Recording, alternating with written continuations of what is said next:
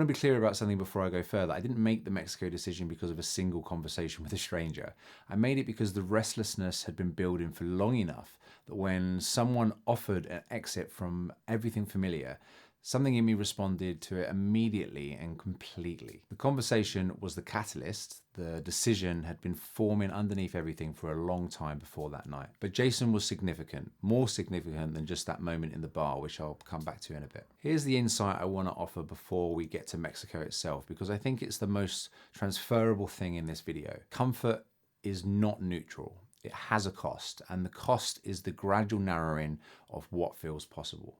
The longer you stay in the known and the familiar, the more the unknown comes to feel not just uncomfortable, but genuinely dangerous. The gap between where you are and where the uncertain thing is gets wider, not because the uncertain thing is moved, but because your tolerance for crossing the gap has reduced.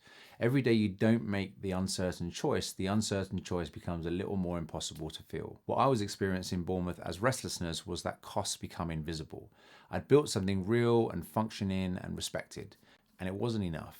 Not because it wasn't good, because it wasn't pointed at anything large enough to justify what I was capable of.